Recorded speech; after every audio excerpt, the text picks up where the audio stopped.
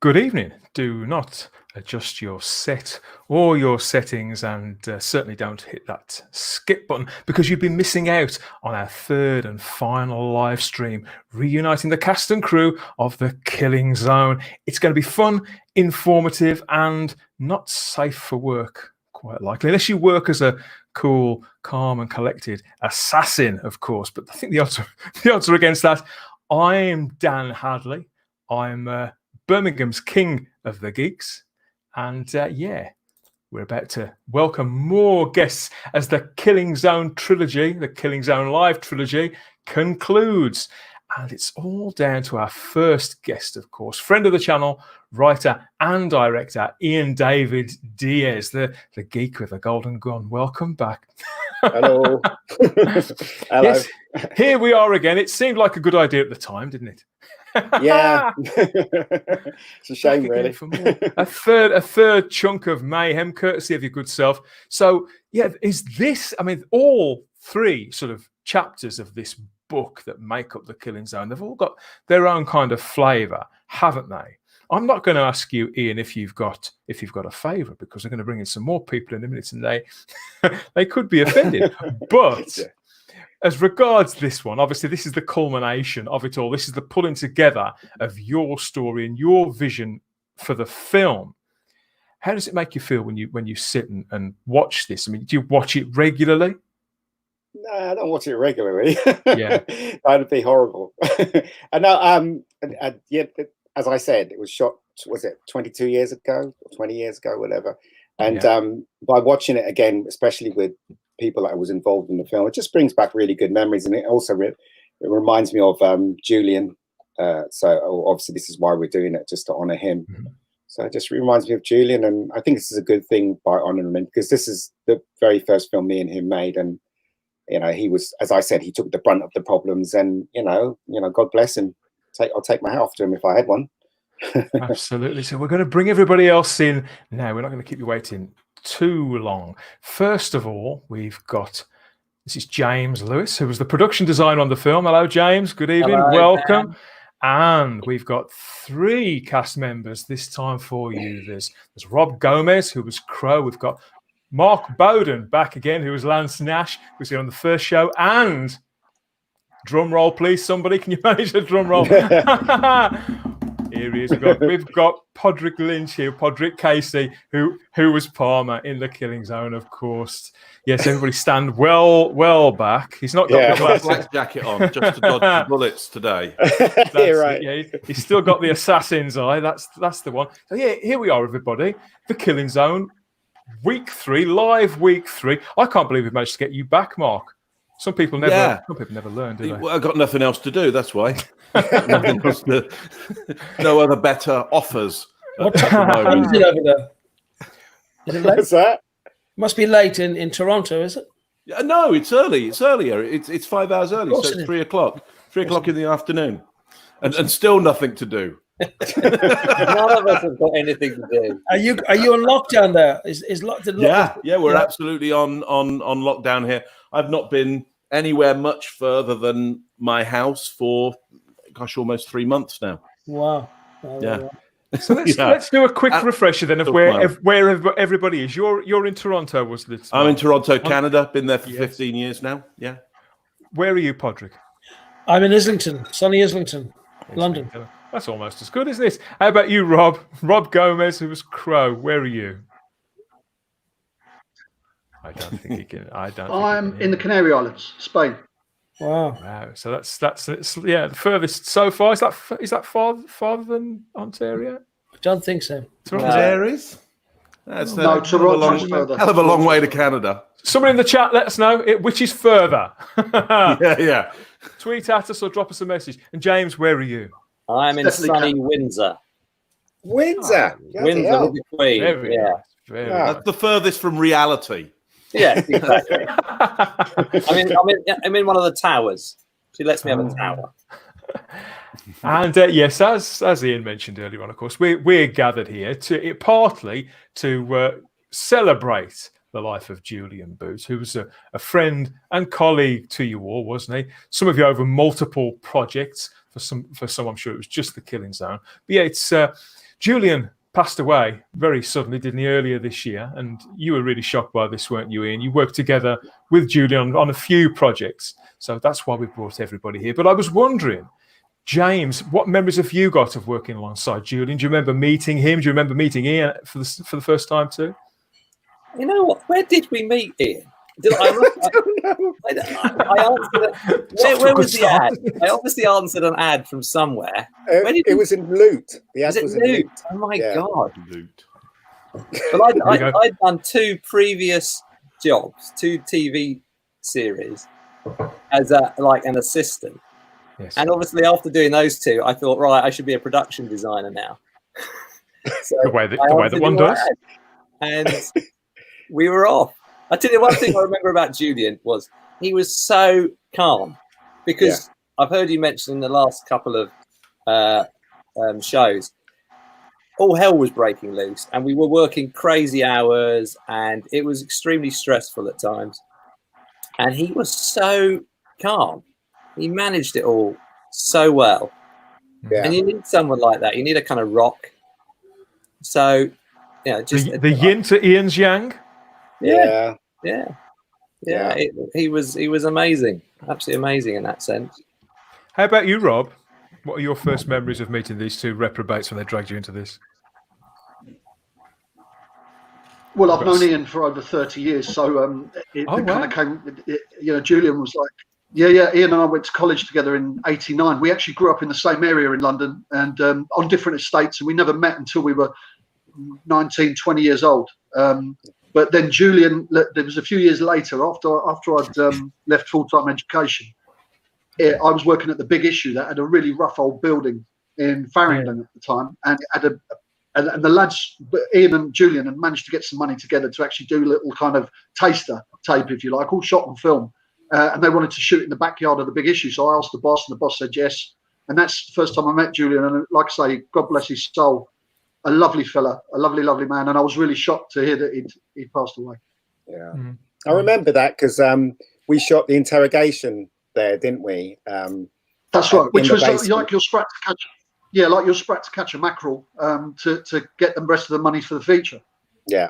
I remember that. That was a long time ago, mate. Long time. Yeah, 90s, mid-90s. Yeah. Wow. Yeah, poor old Jules. It's So obviously here we are. We've got Podrick in, who was the lead. You were Palmer. So getting a role like this, did you meet Ian and Julian on the same day? How did you come to be cast in the Killing Zone? I can't remember if I answered the ad in Loot or if it was through PCR, which was a thing then for actors. Yeah, probably PCR. Probably PCR. But I was actually at the time I was producing a production of Dracula in the Hackney Empire. So weirdly, even though I had no production role, of course, in the film, but I understood what producing was like to a certain extent. And it was a funny time for me because I was doing a lot of stuff in the theatre, and this film came along kind of out of the blue to a certain extent. And the character was the character is quite different to everyone else. He's slightly kind of outside of the film in a way. Like a man from another time, isn't he? Pardon? Like a man from another time, almost. Yeah, exactly. And that kind of was partly because I was involved in this stage production that was kind of all-consuming and kind of the way productions are. But as a producer, I can understand what Julian was going through, trying to put on a film, especially with no money and with little money and being dependent on the goodwill of people. And I mean, the good thing about looking at the Killing Zone now is that you can see that the standards, people tried to maintain very high standards under what were often difficult circumstances. And that's why it lasts. I think the film works. I really like watching it because it reminds me of London at that time and people trying to do stuff and make things happen independently, which I was trying to do at the theatre at the time. So there's a kind of crossover there. But the character, he was different. Because he's a man of few words in a sense, isn't he? Yeah, and that works well on film. It was great to have the opportunity to play a character like that. It would be terrible on radio, wouldn't it? Let's be honest. It would be. Yeah. And I think that one of the best things about the entire piece, really, because we do get some of this in the first portion of the film, but particularly in this one, is the chemistry, the friendship, and the dynamic between yourself, between Palmer and Lance, Mark's character. So between you, Mark, I was wondering, how closely did you have to work on this? Because it's a kind of, I mean, obviously in this sequence we're about to watch this evening, things get really, really intense. But it's almost like a double act that you've got, isn't it? It's like Starsky and Hutch and Huggy Bear. It's I know there's three of them, but bear with me. It's the first thing that came to mind. But it's like that. It's like Batman and Commissioner Gordon. It's got that kind of balance to it. But you've got, obviously, as Podrick just said, such little dialogue for the Palmer character, and so it's all in the little looks to and from across the pair of you. Was that organic? Did you have to work hard on that and really, really rehearse it? No, because the only thing I remember that we really rehearsed was the fights. That's all I remember rehearsing, because if you don't rehearse the fights, you get hit and somebody ends up going to hospital. So I don't really remember rehearsing anything very much indeed. Mr. Bowden, you're wrong, because I've got photographic evidence. Is that right? You have to prove him wrong. What did we rehearse for like 6 months or something? And I've just forgotten it. Yeah, we did. I mean. All right, Ian, you answer, because clearly I remember nothing of. No, but it what was went you, on. It was you, Nikki, and Pod. We did a huge rehearsal. We did the whole of that segment. Did we have a week's rehearsal? Did we have a week? Yeah, more or less. We rehearsed for a week. We did. I think it was 4 days. Where that? Yeah. Well, okay. Well, actually, it might not have been 4 days. It might have been 2 days. I don't know. I can't remember. No, but we did rehearse. I remember I had issues because I was trying to do this other thing. A week's a long time for a film to rehearse. Maybe it was 2 days. I don't know. I'm so old. I can't remember. I don't remember. You're telling me I don't remember, and then you don't remember. Well, I don't remember. Does anybody remember? This is going really, really well. Well, look, we've got Alex here. As Alex is here to say hi to everybody in their house. Hello, Alex. He had a bit of a double act going as well, didn't he, Rob, with your character? So, how did you have to work with Alex? Because there's even more sort of rhythm between the way you two guys speak.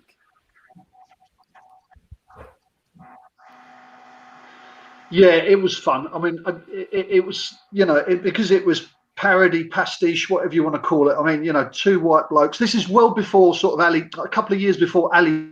Oh, God, yeah. G or any of that kind of thing. Saying, I'm a kid from Hampshire or wherever he was from. So he was quite far removed from that kind of urban nonsense talk, like the modern day sort of did it up, you go, bruv, that kind of thing. Yeah. Yeah, it is absolutely wonderful to listen to. It's just, because we all know people like this. I mean, this is who you based it on, wasn't it, Ian? People that you knew in and around where you live, people that you'd seen socially, people that you'd observed. Yeah, I mean, around where I live, there was a lot. I mean, I'm assuming Rob knew people like that as well, but around where I live, I had 2 neighbours. That was, if you, as I said in the last broadcast, if you close your eyes, you think they were black, but they weren't. They were white. So it's incredible. I mean, there were loads of people like that in the 90s where I lived.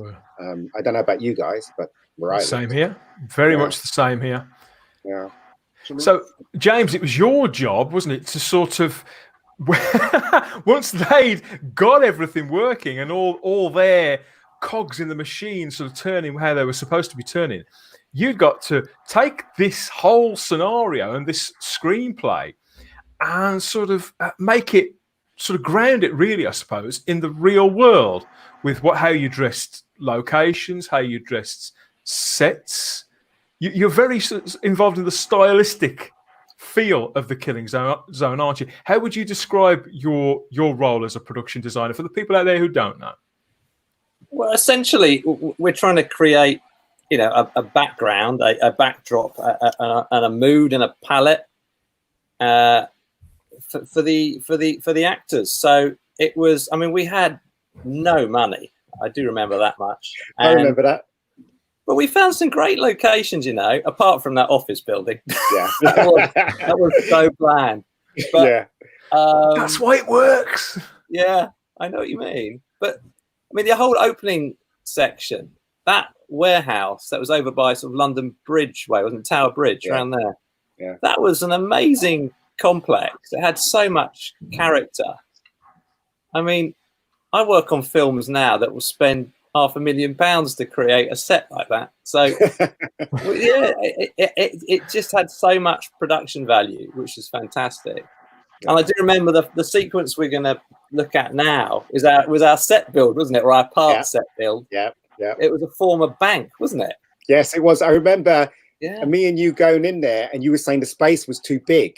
Yeah. And I said, well, what are you going to do? And you said, I'll get some flats up. And I didn't even know what flats meant when you said flats. I imagine, because I remember I had this van, this transit van that we were trundling around with.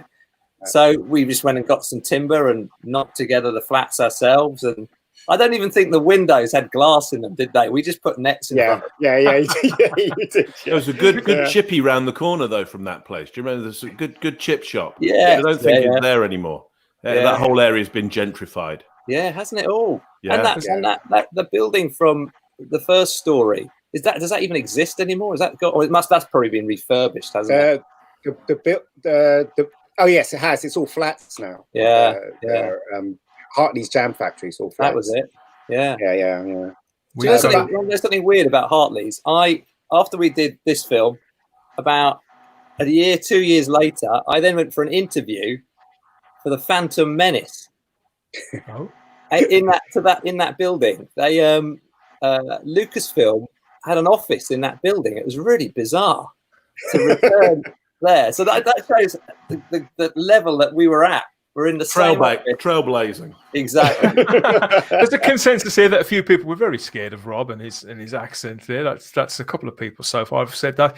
And I have to shout out this time. Make sure we mention Allegra here, your friend Allegra. Allegra was deeply involved in the production of the film, wasn't she?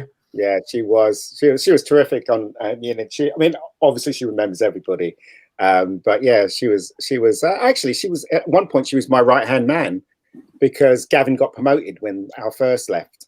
So, and then Allegra was my right hand man, basically, helping with certain things. And then I think one of the continuity people had to leave during the second story, and she had to take over script supervising. And I think it was the first time she did it, but she can correct me on that. But yeah, Allegra's well worth her.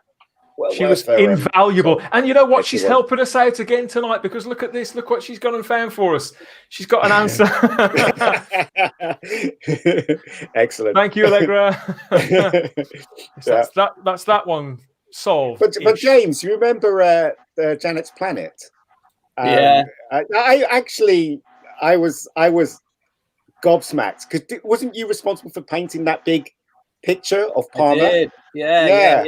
I thought it was amazing. I was like, wow. Painting that because the crazy thing is we have all these memories about the film, but how long was the shoot? 2 weeks, 3 weeks? No, it was 2 weeks. And then we did some pickups. I think a week later. So but it was so really intense. Yes. So I remember painting that portrait in my flat, like almost through the night one night because we didn't have any prep time, did we? No. And I'd never done anything like it before, but you have that kind of confidence of youth, don't you? And I thought, I can do this. Yeah. And then I remember Janet's Planet.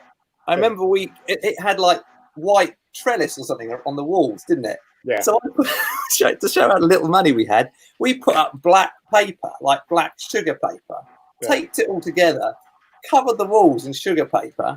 And then I hung those movie posters down there, didn't I? Yeah. It was, and it worked perfectly, didn't it? It did. It worked. It worked really well. It really did work really well. And, I was gobsmacked when I turned up, the way it looked and everything, because the stage was set for Podrick to play his saxophone and everything. Yeah. It was amazing. Yeah. Talking of which, Podrick, here you are giving your very best. Michael Caine, Quasi, Sean Connery. I'm not sure who. Actually, it's more Pierce Brosnan, I think. Yeah, but how does it feel when you have these publicity pictures? Because there's some great publicity photography for the Killing Zone, isn't there?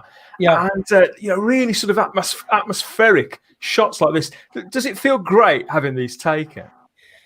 Yeah, it does. I mean, it's if I say so myself, with the benefit of 22 years of hindsight, I think I worked a lot on the acting for it to try and get that kind of stillness, which it's not that easy to achieve when all the chaos is going around you. So I was a bit removed when I was making the film from everything that was going on. Yeah. And that shows, I think, now looking back at it, I think it shows, you can tell that worked. So yeah, no, definitely. It's. I look like I'm an assassin. You look very dapper. Yeah, and dapper, and all that as well, of course. Yeah. And you see those pallets in the background. We'd have put those there. Yeah, that's production design for you. Very good, very good. You made me look very angry. No expense spared, everybody. Yeah. No expense spared. And of course, the other major cast member of this one is Nicola Stapleton. Plays Kerry, doesn't she? She's very much the other sort of big cog in this machine. What do you remember about working with Nicola, Mark? Well, just how big I was. Smiling. It's like she's tiny. It was one of those moments where I realized just how small leading women could be, and that I was probably going to be continually too big for film because just you stuck her next to me, and I looked like this giant, and I'm only 6'11" or something like that. And I was very slim at the time, but compared to Nicola, I was just massive. Well, that's the way it looks in the pictures. But I don't know. They stuck a lens on, I think, that makes us look more the same size, or they did something in post production about that. But she was great fun, just great at her job. I mean, I think it shows. It's a great film that we've got here. I think this last story, I think the acting's just like really good. It's really, I mean, it's actually, and it's it's a very intense watch as well. To the credit of all three of you, it really is. Yeah, we'll come to that as we're watching. A lot of people say to me, they were really shocked when Pod, loses it. Because they see Palmer all the way through, and he's all very quiet and calculating. And then when he sees, Mark sleeping with his girlfriend, he just goes mental. Yeah, I mean, that's the brilliant thing about it. Taken aback by that. Pod had been so still and so quiet throughout, to the extent of in the first scenes I'd be doing with him, I'd be sitting opposite, going, I don't think any of this will show up on film. I don't think, they'll have to reshoot this because the guy's not moving at all. And it was great. So it's so still, and then you get to this story, and he just goes ballistic. He just goes mental, and it's such a great change, and done so well that you can only just respond to that and do your best to stay alive. Yeah. But also another thing that Pod didn't do. Sorry, I'm talking while he's here. It's not like he's not here. Another thing he didn't do is he didn't play up to the humor. So he treated everything straight. If he played up to the humor, then the humor would never have worked, especially towards the ending when he's the gun doesn't work and stuff like that. Yeah, but I wouldn't have looked so funny if he was being funny. I wouldn't look so funny. No, that's not fair. Because the stakes for Palmer are really, really high, aren't they? So he would never see the funny side to any of this. And still waters run deep, don't they, Podrick? They do. To be fair to Ian, again, a lot of directors won't let you do that.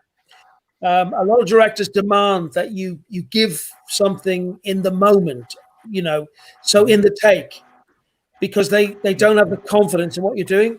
And it was good that I was allowed to do that in the film. I was allowed to develop the character, and that was risky.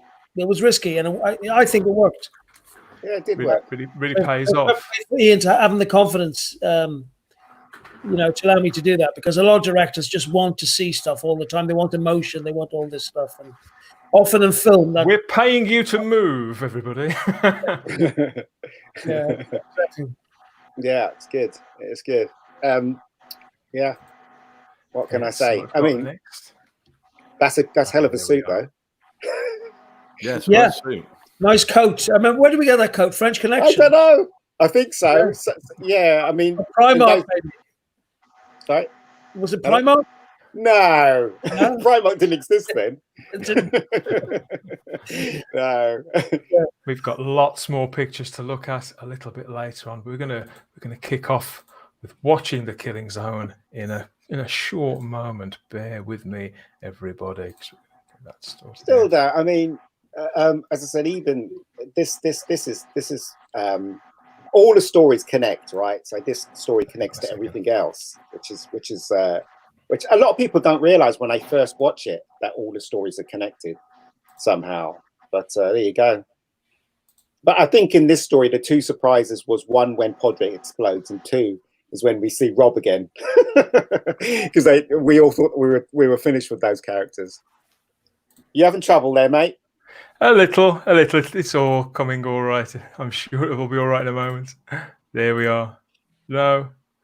You just not doing what it's supposed to do. Yeah, I did, didn't I? There you go. Oh, hello. There you go. Bear with me a bit, everybody. Hold on 1 second. What's going on?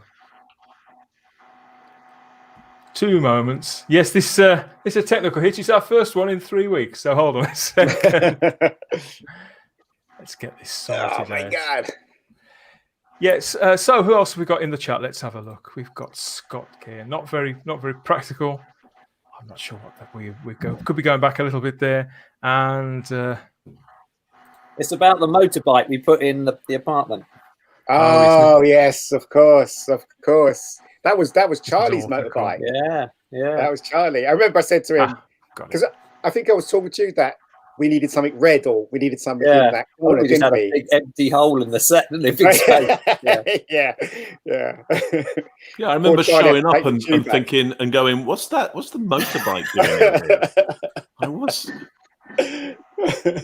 added a lot of depth to the character. Yeah.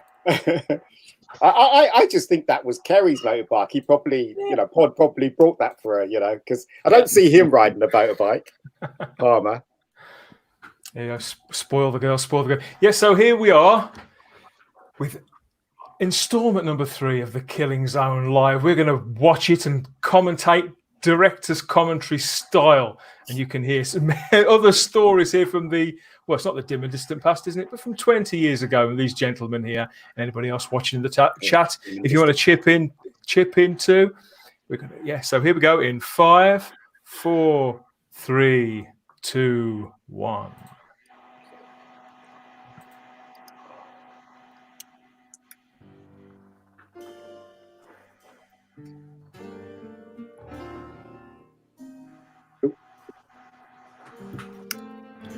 Production design here, James.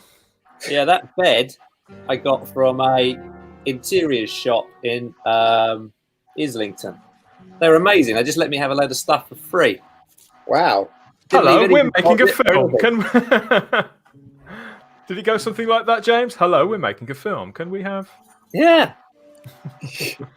I'm quite surprised, because today you'll never get away with stuff like that. No, I know. It was amazing. It's usually the other way around now. It's like we're making a film. How much you got? Yeah. Yes. Yeah, definitely. Lots of red dotted around here and there. That's sort of clarity. As I was saying to Dan, the only thing I regret in this scene is that Nicola wasn't wearing a red bra. It would have matched the scene really well. But she was wearing a brown one. So. Honey, I'm home. He really says that like he means it, doesn't he? Well, he's not well in the supermarket. No. I like Al's lighting as well. Kind of brings life to it. Life to the apartment. Do you know how long it took to set? No, I said that before, didn't I? With the tracks.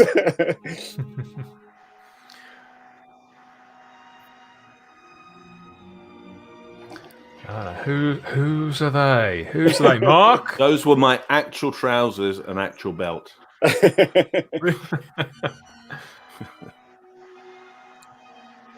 Oh dear. It's only the briefest second he turns away for. Matt! Oh my God, Matt!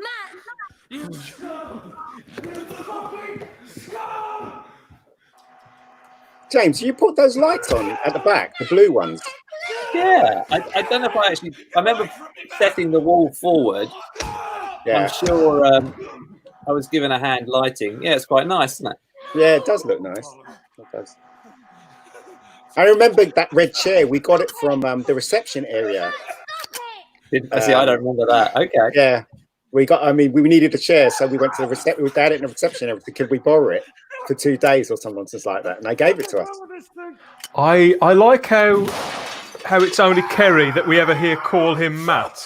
Yeah, yeah. Humanises the character a lot. Actually, no. I think Mark calls him Matt as well. Quick rewind. I think that's my favourite gag in the film. Favourite visual gag is the target. Oh, right, yeah.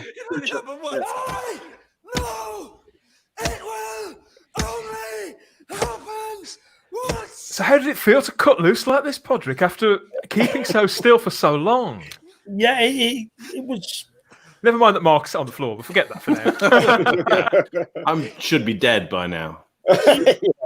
Yeah, it's good. It's always worrying that you're going to overdo it a bit, so it's contained still. But yeah, it's because you actually feel like you want to shoot the guy. I mean, obviously. I'm sure it's nothing personal. A lot of people don't realise that this segment is a comedy. Really, let's face it. Yeah. It's not as serious as the interrogation. Put it that way. And there we go, straightening his tie. Yeah, we had that gag throughout, didn't we? Yeah. The tie thing, yeah. Got to dress the part. Okay. See, so now where that's are what we it now? looks like. That's what it looks like now. That picture was taken recently. Oh. Wow. And through that bit there that's where his door was. Wow. They got purple lights now on the top, so it looks very different now. And inside the building is I think it's offices and stuff. That's So, Allegra, isn't it? yeah, it's Allegra, and that's Gavin on the phone, sorting things out. There's me. Yeah, I remember Nikki being really cold. She had to wear that most of the time. Well, she was in her underwear, that's why. Yes, yeah, That- yeah. Sorry, That was Red Nicola, if you're watching. yeah. Yeah, she was really cold. What on earth is all the rumpus for, Mr. Palmer? It's positively disgraceful. I can't remember how we got this actor. Inexcusable. I will inform the caretaker at the first opportunity I get. Good God, man, have you been drinking? Get lost, you pompous ass. Touch the Wild West in there, Ian. Yeah. as if nobody heard that. Those neighbours are going to be phoning the police. It's Mr. Hewlett. It's okay, Matt. Just Where'd you get all the pictures and stuff? They were my friend. A friend of mine painted those. Oh, So you got no copyright issues there, Ian. excellent. Yeah. They'll And then- find me there. I saw a couple of the white chairs in the room. They belong to another friend of mine. Oh wow. I did it for you. So, what did you do with all the flats then after the shoot? Oh, Please. I haven't got a clue. I noticed the shelves. There's some shelves that are made out of scaffold boards. They ended up in my flat. it didn't mean anything, Ah. I swear. Hugh, Give me, please. Obviously, the man is in physical pain as well as emotional Did it again. pain. It was just a one-off. No, it's all right. I'll be okay. Don't worry about me.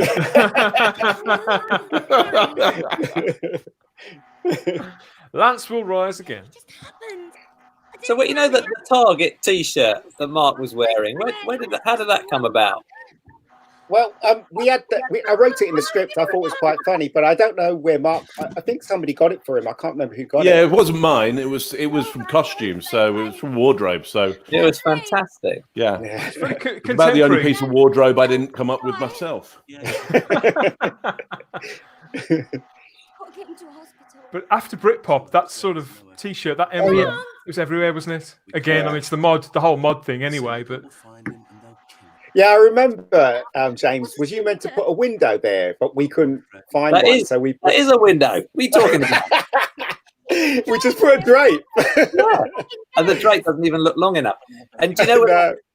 And do you know where that net comes from? That comes from Hartley's Jam Factory. Oh, It's really? the room that we were filming in just was stacked full of old boxes which were full of old net curtains. So I pinched a few of those, borrowed a few of those. But with the blood and your long hair there, Mark, this does remind me a little bit of sort of Interview with a Vampire or something like that. You look so pale there, obviously with good reason. What you're suggesting there is that I look like Brad Pitt. Is what you're That's exactly what I'm suggesting. which yeah, I as you Take can that imagine, one, I yeah. still get a lot of that. To sell a computer. But when I look at this, I think to It's myself, very funny, this script here. he should be looking. He should be looking right to the left. Yeah, it should be, And shouldn't he I? should be right. He should be looking the other way. It's annoying, but you know, there you go. We can't do anything about it now. Look, here we go. Slow track on the case again. Dragon shots. They don't do that anymore. Or do The they? doctor, for Christ's sake. I'm not going to just watch him die, Lance. You've got to help me. Yeah, Lance, help her. He's my friend too. But don't you tell me what to do. This is not my fault. If we take him to the hospital, the syndicate will find him and they'll kill him. If we don't, he's I gonna remember die Alan anyway. was saying to me that the walls were too white. He needed to break them up. So that's why he's got the strips on the wall. Because he called in bed, you fucking moron. Yeah, the lighting looks great. I love that. Yeah. I don't think we could afford paint. I tell you what it is. We couldn't paint the location, or certainly couldn't afford to paint the location. Yeah.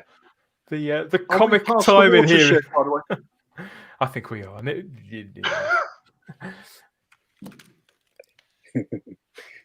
But What did you say? Here we go. the Look at comic that. time in there, Mark. I have to say, when Nicola is really going for it with that, with tears streaming down her face, and you're coming out with the one-liners, it's just great stuff. So what's all this? Who's that there? It's Gav, mate. It's Gav. It is. Gav again, from a different There's- angle. There's the bike. flight. Yeah, there's the bike. And whose For no bike was it? reason. It was Charlie who designed the opening credits. He was doing behind the scenes stuff. Hey, as look well. how big I am. Look, I'm massive. I'm a giant. Continuity picture. Because you've got you by the throat. I haven't seen that one before. Yeah. Ted, do you want another Impressive drink? hair, though, Mark. Yeah. Transported back in time Why now, not? aren't we? Do you know, Lance? You're kind of cute. A bit like Brad Pitt, some would say, Mark. I think I mentioned that. And here's Yeah. the return of the shirt as well. That lasted a few years, and then I don't know. I think Brad Pitt had kept up his plastic surgery, and I didn't. I think the shirt lasted a few years. But I'm in love So, with so you. this is before everything that we've seen so far, isn't it, Ian? If I had to shut Yeah, the but right now, you're missing Mark's comedic timing with the cigarette and all that. You just missed it. You just missed Go it. back and watch it. So enjoy it. Why? I can take us back. Yeah, you're missing all this. Is the DVD still available at all good outlets? Oh, yeah. No. Ian, start printing some. Yeah. You can But make you know, us the order fir- now. I've even forgotten I did that gag. Right now, like in this pub. The version that's on YouTube, the one I put up, is the director's cut. So it's got a bit more visual effects in it and stuff. So stuff we couldn't do in those days. You're Matt's best friend. I remember we had to have these close-ups with these two because we didn't have enough extras in the background. because this was the first day we were at Janet's Planet, wasn't it, Mark? Do you remember? Yeah, I think so. I think in the background shot there, that's somebody who was doing the makeup. I think she was doing the. I think I remember It might a be t-shirt. Lucy Savage. Remember Lucy? It was Savage? like Lucy Savage, is it? Yeah. Yeah, Yeah, 'cause I right. remember turning up at the shoot, and Lucy Savage was there, and I'd been to college with Lucy. Yeah. I was like, oh, it's you.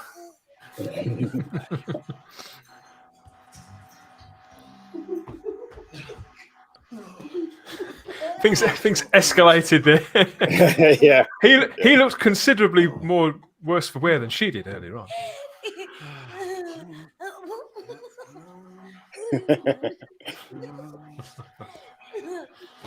I remember in those days, right, when they used to shoot night scenes, they always used to use the color blue.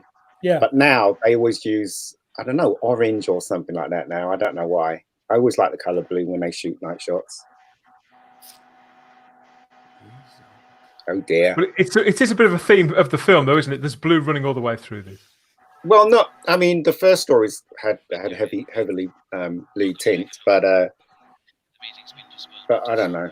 You can hear his voice on the. By the way, Lance, if you're there, I told Kerry if you give her any trouble, she's to shoot you. always seeding the story. Pictures. More pictures. Look at that makeup. Yeah, I think Mark took these pictures. Mark Trumpetella. Can't remember. Do you remember Mark? Rob? Of course I do. Best teacher I ever had. Honestly, Yeah. They say you never forget a good teacher. I mean, that guy was a fantastic tutor. He really was. He was. Yeah, he was. He was. It was really nice. Big shout out as well to Cliff, who went to college with us. Well, I know Cliff since we were at Cub Scouts. He was a camera operator on this. Yeah, he was. Yeah. Him and Wavy, they were really good. Yeah. Wavy's a terrific focus puller. Really good focus puller. Two things: that either one, you love Matt enough to kill for him, or two, you just don't fully understand this situation. I.e., that your Alan Dunlop saying no, he shouldn't. Eyelines are fine. There you go. Is that what he said? Yeah. I think they're wrong personally, but that's just me, right? So, what's it going to be then? Are you gonna shoot me? All right, let's say you do. Then what do? You throw him over your shoulder, get all that blood and guts. Thing is, though, they are in a horrible situation because I just get the feeling they all died at the end, all of them. You know what I mean? They should have left when they had the chance. In my mind, this character is living in the south of France now. Because I wouldn't describe them as scumbags. They're very human and very relatable, all of them. And Ian, it's way ahead of its time because the best Star Wars film is the one where they all die in the end. What is it, Rogue One? Rogue One, yeah. Yeah. Oh, sorry, I've given a spoiler. If anyone else has seen it. They all die in the end. You remember that one, Ian, when you went to the cinema to see aliens or something, and somebody shouted out just as the credits were rolling, "She dies in the end." Yeah. You like America, don't you? I mean, these are really good performances between Mark and Nikki. They're both, they're both spot on. Absolutely riveting. Yeah. Stay where you are, Lance. Because we all know somebody. We all know somebody, Mark. Don't come any closer. Sorry, Mark, but we all know somebody who does what Lance is doing and what you're bringing out. Who, no matter what the situation, as it escalates, who continues to be naturally funny. And that's I just think the situation is. I mean, it's a great scene because the situation's so bad because the friend and boyfriend is probably just dead, and I don't know if you've ever been around, accidental dead bodies, but it's not very good. So it's a really bad situation to be in if you have a dead body near you or something you think might be dead or needs to go to hospital because of you, and you're partly responsible. It's just very bad. James, there's your painting, mate, right behind you. That looks good. Here That's a beautiful shot. Point that out. I love the mirror ball in there as well. Back at Janet's Planet, isn't it? Yes, it just spinning in the right momentum. Those films with Michael Caine, that it was a load of crap. You know the ones I mean? The Ipcris files, Get Carter. You couldn't just. Where'd you get the posters from, James? That was from Eventually, that you little just sort get of poster comic shop just off Leicester Square. I think it's literally about a year ago. It's closed, isn't it? Oh, you're talking about Forbidden Planet? Yeah, Forbidden Planet. Yeah. All right.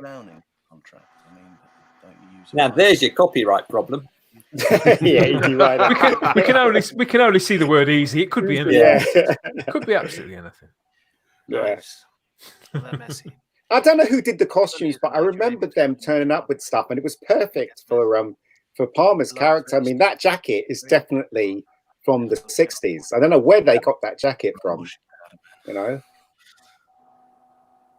And as Giles said a couple of live streams ago, he said you never see people smoking on screen anymore, and that's true as well. Stop writing. This is just between me and you. Once I almost killed my girlfriend. That painting is really good. She just left college and told me she wasn't going back. It makes that shot work so well. Red. Because of the glasses as well. Yeah. Exactly really the right study. Yeah. See where I got this idea from at the time. Flashback in a flashback. There was this politician who was found. I can't remember. Do you remember that, Rob? This politician was found. Yeah. What was it? He had a bag over his head or something like that, and an orange in his mouth. An orange in his mouth. Yeah. And then I thought that was a good idea. Stick that in the story. Yeah, when you wrote the script, I remember we were discussing it, and there was no internet, so you couldn't say So it was about researching: is this thing a real thing? You know, is there sexual asphyxiation? You know. Yeah. More common than men. I remember that. Yeah. I read about it somewhere. It's like, remember that guy found dead. That was it. Look there, he's saying it right there. No sign of forced entry, no fingerprints, and no reason. So you don't remember where you read that, Ian? No, it was in the news. Just a big news story. Yeah, he was quite a well-known politician apparently, and he was found dead with I don't know, with a bag over his head. You got the cigarette again. Yeah, there you go. He catches it there. Yeah. If you stop air going to the brain, i.e. by putting a plastic bag over your head by strangulation. You wonder how long they've been friends, because he's genuinely shocked by the things that Palmer's telling him. Where did you read all this then? I don't know. Well, it is the 90s. Yeah, that's true. Did you ever read it? Or is it? Oh, no. I don't read any of it. I just look at the pictures. It's really funny, right? Because you know, I guess if this was a bigger film, Mark's character would be wearing a different shirt. That shirt was from a clothes shop that I used to work in when I was 17. Right, okay. Yeah, and I must be about, I don't know how old I am in this film, but I don't know, like 23, 24 or something like that. Yeah. Maybe a little bit older. So I'm surprised it still fit me, but it wouldn't fit me today, I'll tell you that. Yeah. Well, I was going to call an ambulance, but then I thought she'll just end up back in the streets. That's so perfect, those shots. As I said, with the red and everything, like the red candles in the background as well. Don't you ever do that? Do something crazy that... Janet's planet no longer exists, does it, Ian? No, it doesn't. So, where was it? Where was Janet's planet? I don't know. Maybe somebody will tell us. The makeup here. Chiswick, yes. Brutal makeup. Really good, really convincing. So for this, right, I said to the makeup guy, because there was a film called Dogs of War at the time, and Christopher Walken was in it, and he got beaten up by a soldier, and he had this huge big eye, and I said to him, can you do her eye like from Dogs of War? And he did. So, you know, she does really look like she's been beaten up. How long did it take for Nicola to be made up like that? I don't know. I don't know. I think it was about an hour, over an hour, something like that. I don't know. I made her go back to college. But it's really good. She loves me. It's the most extravagant makeup in the film, isn't it? Yeah, yeah. Apart from the teeth worn by Alex. Oh yeah. yeah, because that took a lot of time as well, I think.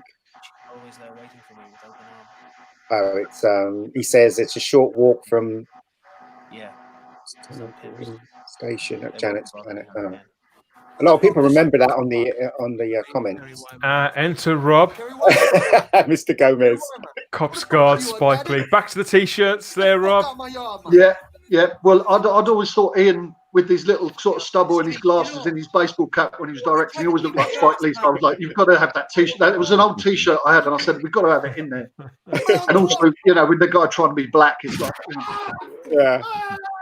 But I remember this was Eddie's house. Right? Yeah, that's right. Eddie played the yardie. And I remember when we went, James, you filled the whole wall with porno, didn't you? The walls are covered in porn. Yes, I can see. It's all slightly blurred. Yeah. I was young, Going for it again. naive. I think in the corner there's a Crow's wanking chariot. You know. Yeah, there's some really good pictures actually here. Yeah, they're great. I think rehearsing there and stuff like that. Oh yeah, there's the makeup. That's the picture of the makeup. She doesn't look too annoyed. No, I think she was pretty psyched to actually be made up that way. I think Nikki on the day. It is really, really convincing. Yeah, look, you just see the top of the flats there. Yeah. Remind me to never piss you off. But I did remember your birthday this year, didn't I? It is impressive hair, though, Mark. It's very. Thank you. It's very Thank impressive. you. It wasn't bad. It wasn't bad back then either.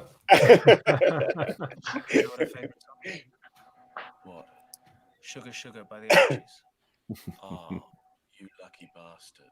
That is a top song. And he just smirks, Podrick. I should cocoa. I should cocoa. Remember when people used to say that? Yeah, I think I spent most of that shooting that scene trying to make Pod laugh, and he wouldn't crack at all. There were moments when I thought I might be able to, but he wouldn't crack at all. And of course, because we were, shooting on film, if he had laughed, I think we wouldn't have been able to reshoot it. No. When I was watching this, I didn't expect any of it to happen, really. But that in particular surprised me, shocked me. How many blood packs were you wearing there, Podrick? 100. I've seen that. It's quite hard to do that, technically. She's feisty, I tell you. Oh yeah. It's all. Well, she throws herself into it, so it really, really sells the desperation of the situation. And because Lance back for more. and because Lance is so funny, naturally funny, the character you created here, Mark, it needs somebody to be that grounded all the time for it to work. The perfect sort of balance between the three of you. That was a pickup shot. That was. I think Cliff shot that in his kitchen because we didn't do it on the day. No, but what kind of fool am I? Oh shit! I was impressed with that jump over the couch there. Yeah, that's a good jump. I couldn't do that, Nicola. This is the way you're gonna get it. This is the way you're gonna get it. Only this time, all the way. Let go of her. Very nice shot there, Ian. You know what? See the gun first, and up he pops. Up you pop like Count Dracula there, Podrick. But you were talking with blood in your mouth, right? Or did you have a blood thing? I can't remember. You can't remember? Because there's blood comes out. Traumatized actor. Yeah. I was like, he must have been talking with blood in his mouth. Obviously not. Bloody bits. It's dripping off his chin. Give up. No, because I think he had a little thing he had to bite, I think. I don't know. I can't remember. Okay. Let's get it over. Relax. At the count of 3. 1. That was a BB gun, I think he had. Thank goodness. 3. That's why we couldn't see the trigger pull back because he wouldn't do that anymore. Right. What is it with you and guns? It's the double. This is the double act thing I was talking about. Yeah. You both exactly the same time, and again there. Excuse me. And just think they only had 3 takes to do it in. It's that discipline and working with film, right? Yeah. It's great. It's great because you either get it or you don't. Yeah. Who are they? Who are they? Those people in the background, you'll be surprised who they are. Well, why don't we? We'll wind Well, this just back pause in it a right moment. there. Pause it right there. We'll pause it now. Yeah, if you can. Oh, you have to go back a bit. Go right. back So on the. Oh, hello. You had it there. Okay. Right. So who have we got here? Then? Yeah, on the right is Gary Hales. He was in the second Is story. that Gary? Hello, That's Gary Hales. We can see you there, Gary. And behind him is Anthony Ofebu. This is an actor you've used in many films, isn't it, Anthony? Yes. And behind him is James Lewis. Behind him, hello, James. And behind James Lewis is one of the photographers. I can't remember his name. And the guy on the left was one of the runners. You can see the costume's too big for him because he's quite small. MC Hammer, everybody. Yeah. So there you go. It does. It looks like the members of a wedding band that have kind of shown up late. Yeah. So you can only just about make out the features there. Okay, so bringing these guys in, it was just the fact you needed 5 bodies, and they were because when we were shooting the scenes with Pod and Nikki and Mark, I said to Julian, "Have we got the guys for the ending?" And he said no, and we didn't have anybody. So I said, "Why don't you just phone the guys that we work with, and we put them in silhouette, or Alan could do something with it," and that's what we did. And as I said, we were missing a few, so we asked James if he wanted to do it, and James jumped at the chance to have a gun in his hand and look lethal. Got me my one acting credit on IMDb. Worth its weight in gold. Okay, well, we'll spoil this back and we'll give Podrick his moment of glory here. This departure from the screen there. Great set though, James. Seriously. Oi, Palmer. Yeah, it was good fun. Yeah. You've given us Shadow Men a bad name. Here he comes, Mr. Carter. Freeze, Palmer. I mean it. Freeze! Freeze. This isn't America, you know.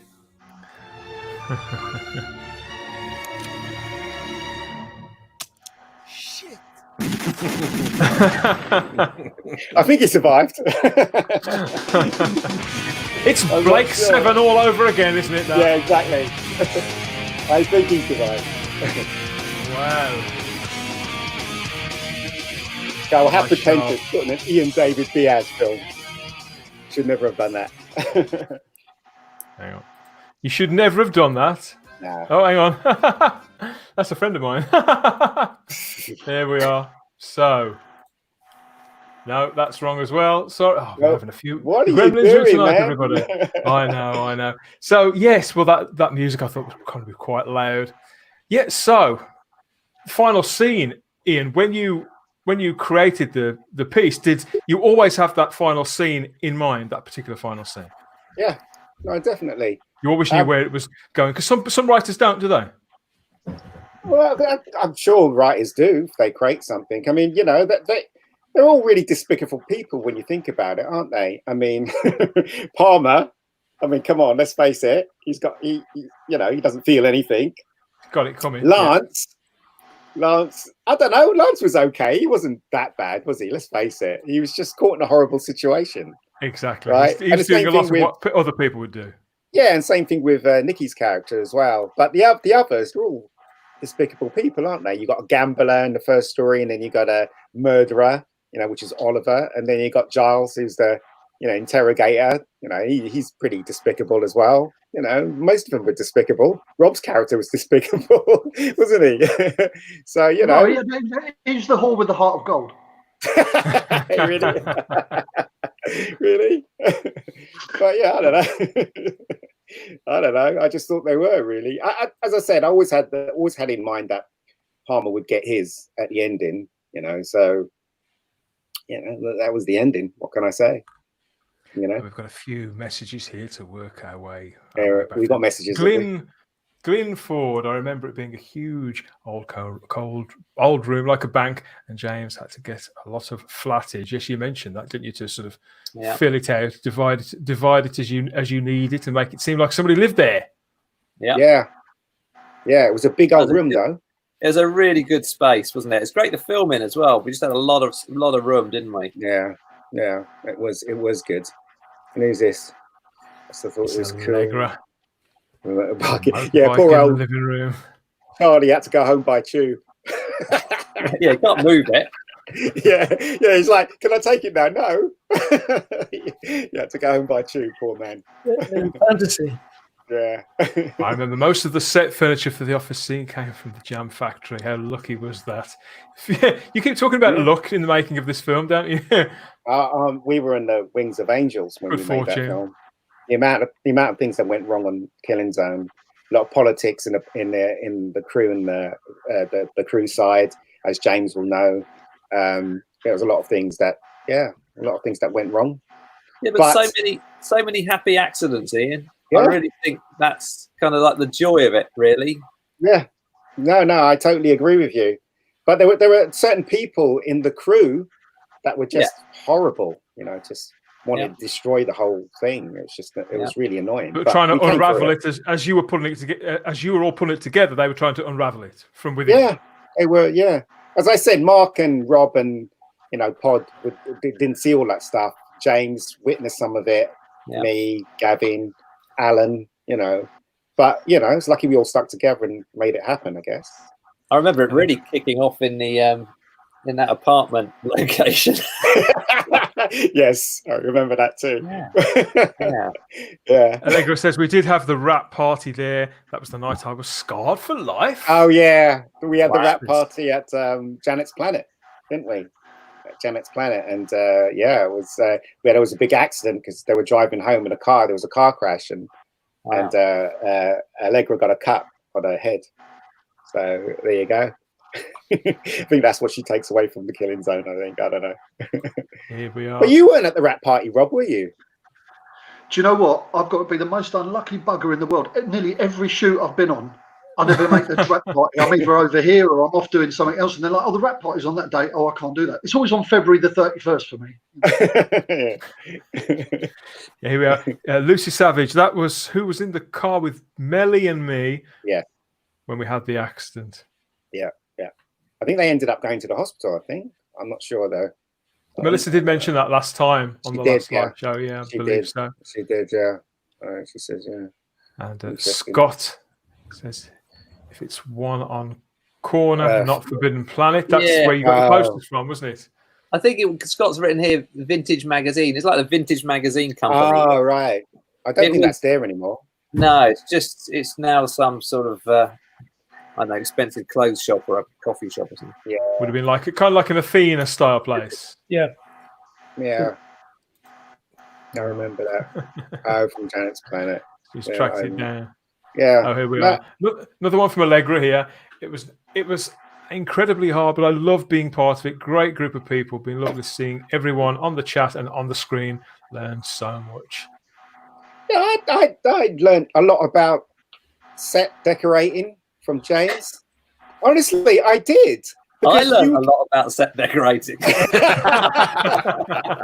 But the one thing I learned from you, James, was I remember you kept looking at a monitor when we had one, and you kept saying, "Oh, we need to fill that space because we need to fill that shot and stuff." And that's what I learned from you. I learned that from you because when I do my, I've done a couple of productions. I always go, "Look, there's a space that needs to be filled." Well, it's important because your eyes are obviously on the actors, aren't they? And so it's good to have another pair of eyes just looking, because Alan's obviously, or the operator's looking at that frame, but it's always good to have a third pair. Yeah, no, definitely. Here's Allegra going through her traumatic experience. I have a scar on my forehead. I was taken to hospital in an ambulance. Very exciting. You can joke about it now, Allegra. Yeah, I don't know. But I mean, for you, Pod, what did you? That whole experience of shooting the Killing Zone, was it taxing for you, or was it very relaxing for you? Was there times when you got frustrated in certain scenes? Because I seriously, I can't remember anything. Yeah, no, I think I was quite intense in those days about acting. Yeah. So I just focused on the acting. That was to the point where I think I was a bit detached from the whole thing, but in a weird way. But I was just kind of obsessed with the character a bit, which looking at it now comes across. Do some characters kind of bewitch you then, Podrick? Sort of. Well, you try and make every character do it, but every actor has a different, different approach. But I think I was probably quite nervous about getting it right in a way, and then you can get distracted on set very easily if you're an actor, because there's lots of stuff going on that you can do nothing about. So you just gotta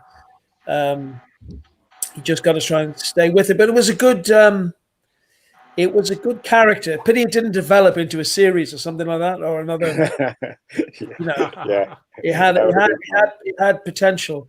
But people, I've shown it to people now. They say it reminds them of oh God, what's the guy? The American guy. What's his name? Quentin Tarantino. Oh, okay. They see Quentin Tarantino. So was that an influence on you? Yeah, a bit. Yeah, a bit. When I was writing and stuff, music and stuff like that. Yeah. And the slightly improvisational aspect of it.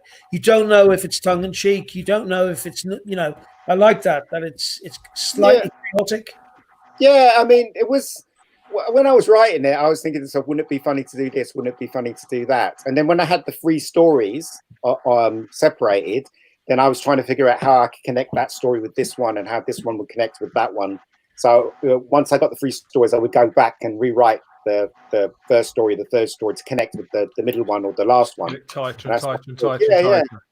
But yeah, these are the Killing Zone DVDs from around the world. Go back to the late 90s, because as we've just been speaking about Tarantino and everything that was around that time, this was after Pulp Fiction. It was around the same time that Jackie Brown came out, wasn't it? And Trainspotting had been a couple of years before. British film was sort of on the rise, wasn't it, Ian? But there was a definite cultural spring under it. It was. Everybody was trying to do the independent films, and me and Gillian was thinking we better do it now, otherwise, we'd miss the boat, because there was this influx of people making low-budget films, and a lot of productions, a lot of distributor and companies were taking them on because it was the thing to do in the 90s. So that's why we really felt we needed to make it now, But as I said, when I look back, it was a miracle that this film actually got made. Every problem that came to us was just a nightmare at the time. But as I said, we completed it, so we can't. We went to, I don't know if you know, who's the guy, Rob? Who's the guy that wrote the Gruelers Handbook? Oh yeah. Oh, Gruelers Handbook. What's his name? He does the London Jones? Screenwriters Workshop as well. Jones, yeah. Chris Jones. We went to Chris Jones. Chris Jones wrote this book called The Gruelers Handbook, which basically it's like a big thing about filmmaking. Yeah, and it shows you how to make a low budget film, because he made a low budget film. And we went to him. We went to the studio. Me and Julian went to him, and we said, look, we want your advice. We're going to make a film. We're going to shoot it in 2 weeks, and it's going to cost £14,000. Do you have any advice for us?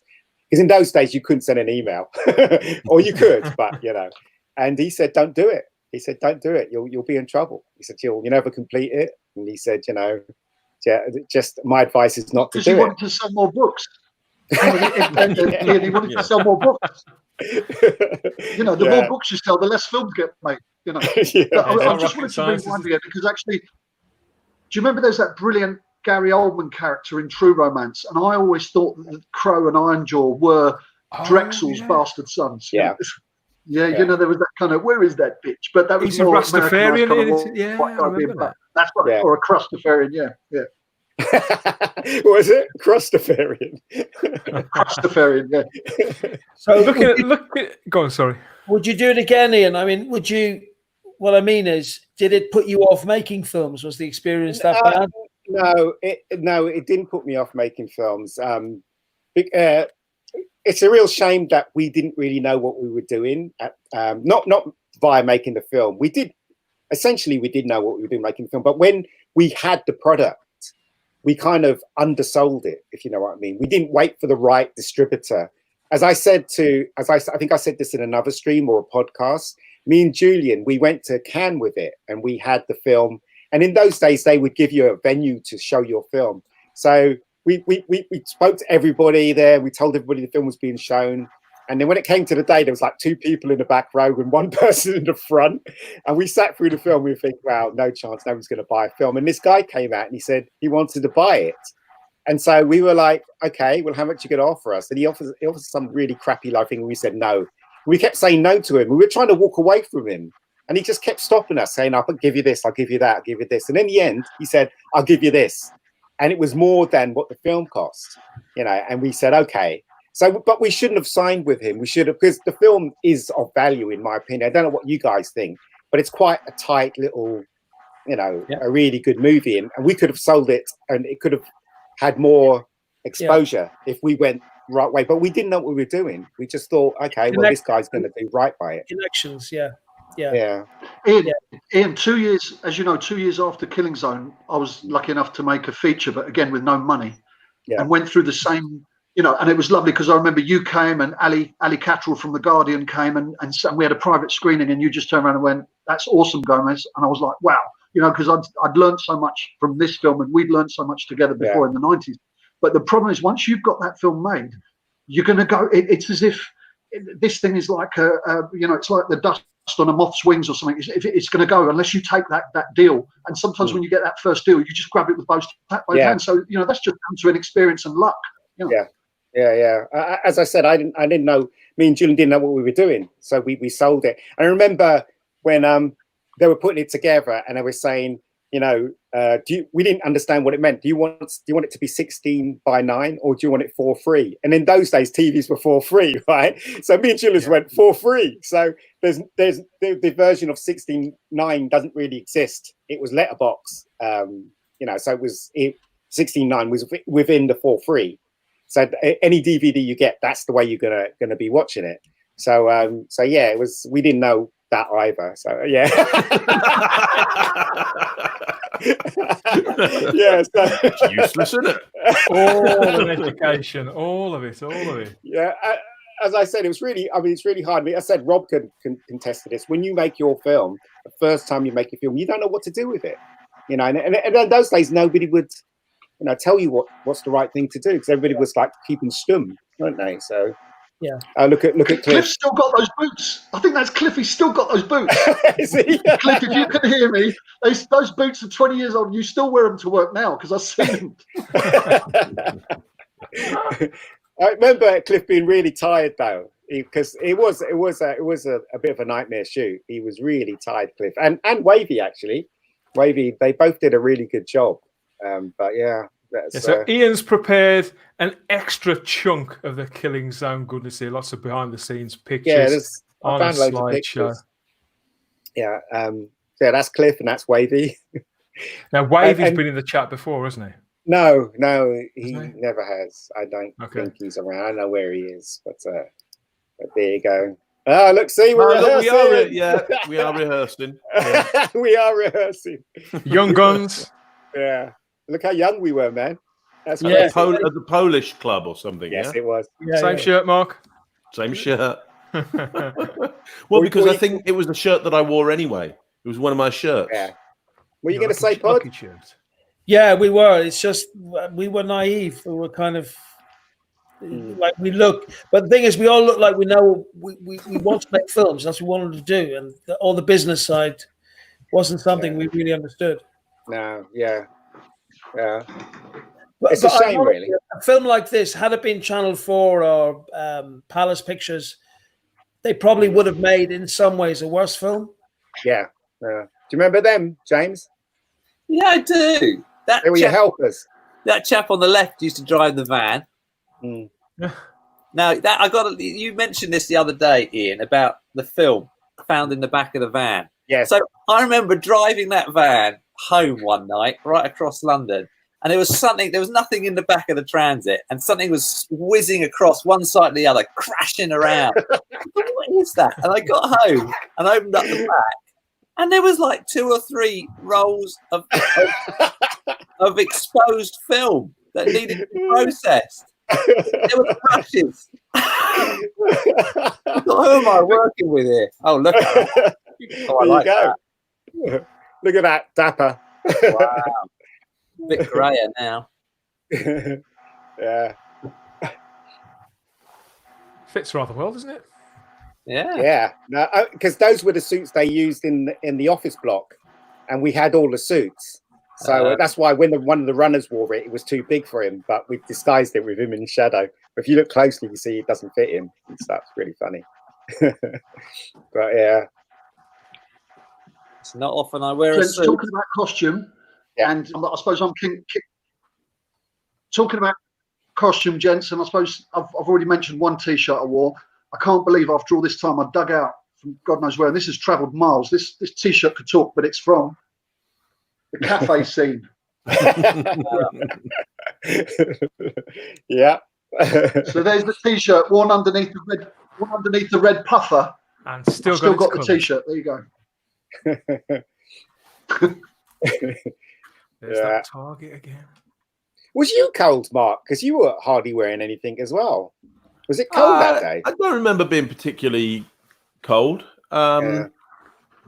Yeah. I mean, there was a lot of running around and stuff. So Cliff is in the chat, mate. Cliff's in the chat, Rob. He's saying he still has the boots. Yeah, I can see that. See, look how big I am. Look, I'm huge. This is like looking at Lord of the Rings. There's James in the background. Mark, was it all relaxed muscle? It's all relaxed. Yeah, absolutely is. I like how you've got the two guys back there. That's James, and I don't know who's sitting next to him. I can't remember who's sitting next to him. But so all those books, where'd you get all those books from, James? They're all back there. That's quick. I take them around with me. Have books will work. But it was. I remember being on. This is the last one we shot. Obviously, I remember it wasn't so taxing doing this one. It was. Some days it was hard, but I think we were there 3 days or 2 days. But it wasn't too bad. I think there was a lot of laughter in this segment. I think a lot of people knew what they were doing on the third one. But yeah, it all come together as a production, as a unit, because you did shoot it pretty much in sequence over a fortnight period. Yeah, we did. He knows firsthand how well it sold in Amsterdam. Alan's saying I know how firsthand, because I was on the bus. I don't think I've told this story. I was on there we go. Look, there we go. Sold in Amsterdam. Yeah, it sold very well in Amsterdam, apparently. So I was on the bus, and these people were looking at me on the top deck, and I was getting very, very worried. And then one guy approached me, and I don't know, he was speaking a different language, and then they said "Killing Zone." I was like, oh, and apparently, they've seen the making of Killing Zone, and they recognized me from that film. So they were fans of the film. How amazing. I think the only fans. But yeah, it was pretty amazing when I think about it. They are all revealed, all your Men in Black. Yeah. Right, there's Nicholas snarling at you there, Podrick. Said she was tough. It was a pretty big crew, though, as I recall. For all segments, really, it was a pretty big crew. I remember in the second story, Dave Judge, he slept in the office block because we didn't have any security, so he slept in the office block to protect the equipment. So yeah, stories like that they seem to every project you discuss, Ian, we have a story like that. But everybody cared about the project. That's what it was. Yeah, everyone, even down to the stunt guy cared about the project. And I mean, I'm not saying that it doesn't happen today, but it's kind of slightly rare that you have that kind of thing where people really wanted the film to be a success. And it's a shame me and Julian dropped the ball in the end, but such is life. But yeah. So the end of filming. How did you? A couple of years after the DVD. Sorry, say again, mate. Sorry, Dan. I was just quickly. Yeah, I was going to say that thing about Amsterdam. Mine's a little bit different, probably closer to home to where we grew up. I used to play Saturday league football, and I was on Clapham Common playing football on a Saturday afternoon, like playing. You know, we're trying to win the game, and someone could see these kids shouting, "Oi, Crow!" I was like, "Oi, Crow!" Well, of course, it was 2 years later. So I went up to him afterwards. I said, "What are you talking about?" He went, "We saw you in a video last night." Excellent fame at last on Clapham Common. I remember Oliver telling me he was in Poland once, and he was in a bar, and they had these TVs on, and one of them was playing The Killing Zone in the bar that he was in. So they must have made money out of it, because we didn't see a penny. The only thing we saw was the first amount of money that he gave us originally. So it did go around the world, and I'm assuming that people brought it, but I think we got screwed by the distributor. So. Do you all own copies of The Killing Zone on DVD from various territories? Yeah. I got a couple of them. I got the English one, and this is the Canadian one that I just threw back there because it's in 4x3. You not got a copy, Pod? No. Send me one. I've got on YouTube now. All right, okay. I can send you a download if you want. You can. No, I've got a download. You got a download. I can send you one if I've got another one somewhere. I'll chase you up for it. All right, matey. All right. The director's cut, yeah. The director's cut is better than the original cut, in my opinion. But there we go. Fun story here. My aunt went to Blockbuster and, not knowing what to watch, picked up The Killing Zone by chance. Imagine her surprise. just imagine. Thanks for that, Alex. Wow. That's crazy. Yeah, Ian, I was going to say, you do realise if we made that film today, it'll end up getting picked up by a Netflix or an Amazon. It really would, yeah. It's such a different world, isn't it now? Yes, it is. Definitely. Everyone just desperately trying to make some content, aren't they? And well, Hollywood's in trouble anyway, aren't they? They're kind of, So are you still making films, Ian? Are you still? Yeah, last thing I did was a web series. It's called Rebecca Gold. If you look it up on YouTube, you'll be able to find it. So that's the last. And how does that work? What do you shoot on digital? We shot digital. We shot digital, and it won loads of awards. Last year it won loads of awards. So it kind of makes me happy. So I need to do season 2, but I haven't got around to it yet. But so these are the rehearsal stuff that we did. I remembered it. We did a really extensive rehearsals with you three. You probably don't remember, do you? Mark doesn't remember at all, do you, Mark? I just thought we rehearsed the fights, because I remember that. No, this bit where we rehearsed. This is the bit where you were interviewing him. That was the rehearsal for that. Yeah. And there's me back in my head. So yeah. But to get it down, because we knew we wouldn't have enough time on the day, so that's why we rehearsed it. So, but it's hard. Brown cords, fashion. It was hard to imagine what Pod would look like in the get-up, but when you walked onto set looking exactly the way I imagined it in the script, I was happy. I was totally happy. I was like, yeah, that's him. But yeah, it was very hard. You look happy there. I do. But, I don't know what's going on there. I don't know either. I don't know what's going on. It's best not to ask. But she had short hair, and I was saying to her, is it possible you can get long hair? So she got extensions in her hair for the shoot, as I recall. But I would never have guessed that. Yeah, if you look closely, you can see them. It was a pretty crappy job, what they did to her hair, but it kind of worked. Look at that wallpaper, please. So we saw exactly the same room last time, didn't we? With all the gunplay was being rehearsed then. Look, see, that's the scene where he faints, and then you're going looking that case. That's what a rehearsal in the Polish club, isn't it? Yeah. So we did a really extensive rehearsal. Yeah, and I think I've got different trousers on, so that must be a different day. So that's certainly 2 days of rehearsal. Yeah, probably. But yeah. I mean, are you sure we did? I think we did 2 days on it. I can't remember. We definitely did 2 days because I'm wearing different trousers. But Nikki's wearing the same thing. Maybe she came in on the second day. Well, I can't be responsible for that. Yeah, look, there you go. I think, maybe she did come in one day. Maybe she only came in on one day, because I know we rehearsed. Yeah, maybe that's what it was.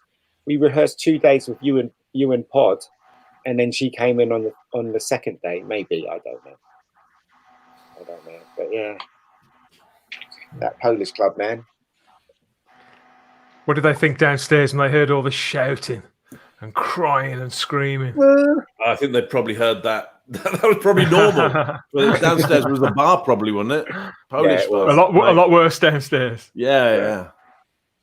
It's good though, because that place was really clean, and sometimes you go to rehearsal places and it's not very clean. It's like dirty, and you know what I mean. But those were Ian, really.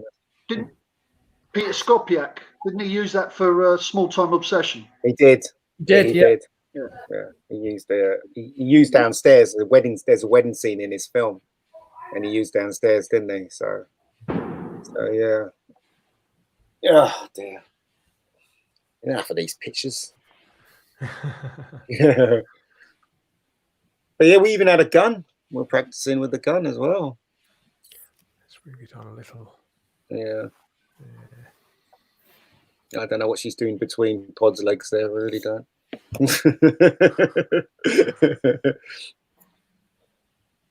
Look, you're wearing cords, mate. Right there. That is right. It's those brown cords again.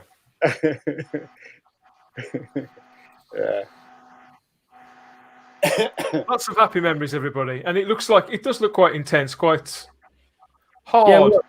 Yeah, it was.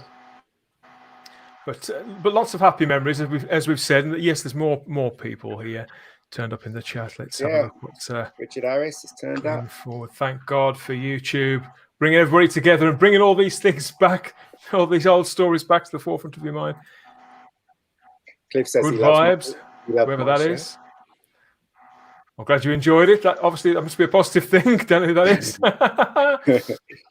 Do you still have the pink shirt, Cliff? Yeah, I think he does. I've seen that pink shirt a couple of times from Cliff. Plenty of pink shirts, but sadly that shirt has now passed.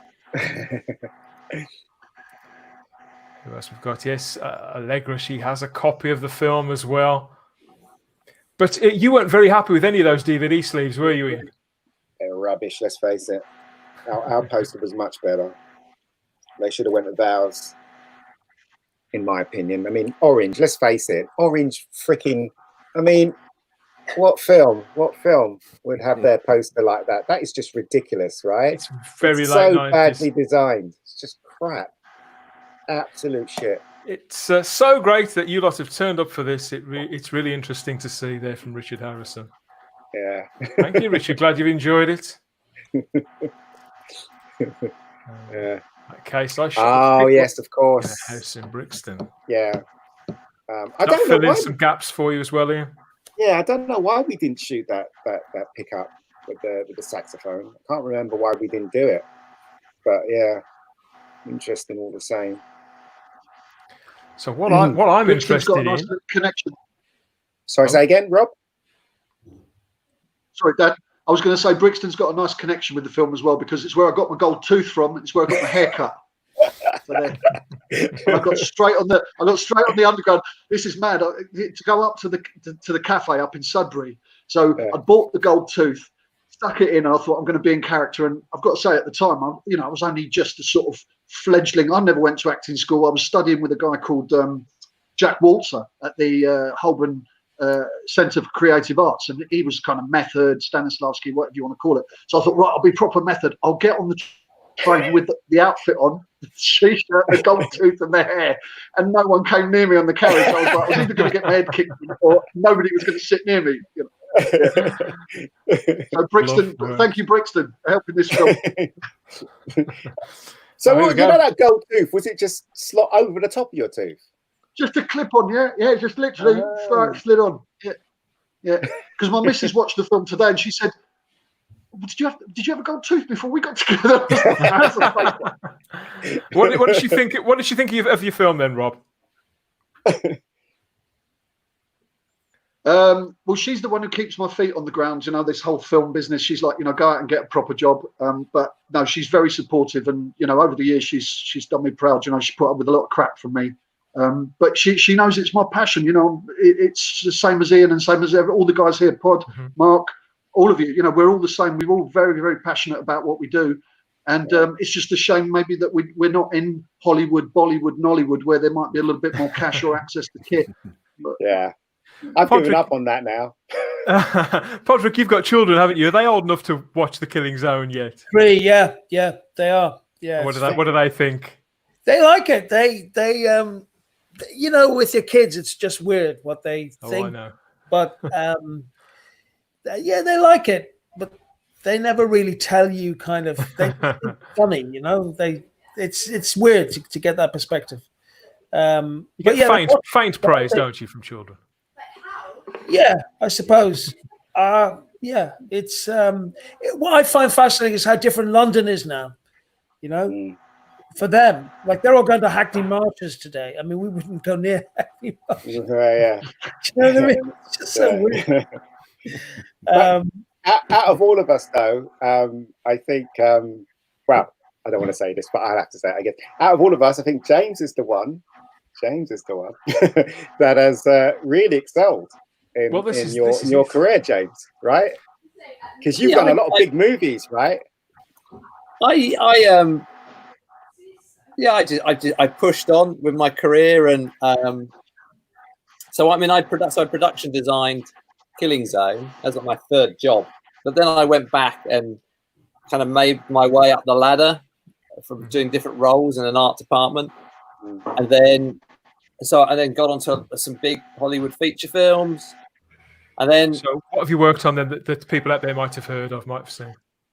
I have worked on the latest Spider-Man movie, Spider-Man Far From Home. Mm-hmm. I did Charlie and the Chocolate Factory. Love that film. Yeah, that was good. I did the boat on the Chocolate River and that whole Chocolate River run. And Ian, you came and I did a film called Alexander years ago with Oliver Stone about Alexander the Great. And Ian and Julian came out to see the set. It was on the Bond stage, wasn't it? At Pinewood. Yeah, it was. Yeah, that was an amazing opportunity. I'd never done anything like that before. It was nice for you to invite us. It was an eye opener, definitely. But you know what's surprising to me is that the studio was very light. You can hear the traffic in the background. I'm like, how do they record sound? Yeah, they built at Pinewood. They've now built new stages on the other side of the road, which are closer. They're right next to the M25. It astonishes me. It's bizarre. But I get sound so good now. They just take a background sound and then just cut it out in post. And they do. I think in American films, 90% of, or was that too much? I think 80% is dubbed. I think. Yeah. So that much. Yeah, I think so. I got that off Alan actually. I think Alan told me that. Not sure if it's true, but there you go. But yeah, I remember visiting the set. Well, I don't know if Alan was with us or was it? I think Julian. I think Julian. You and Julian. Yeah, we were there. That was pretty amazing. Showing you around. I was really.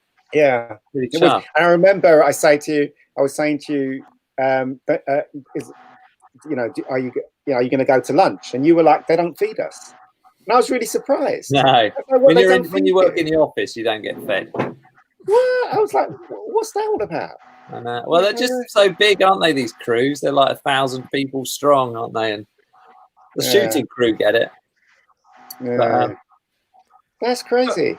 When it was released, Ian, when The Killing Zone was released, yourself and Julian, as you say, you went to Cannes, you went and generated as much sort of interest as you could, didn't you? And the film came out around a year, 18 months later after you shot it. I think so.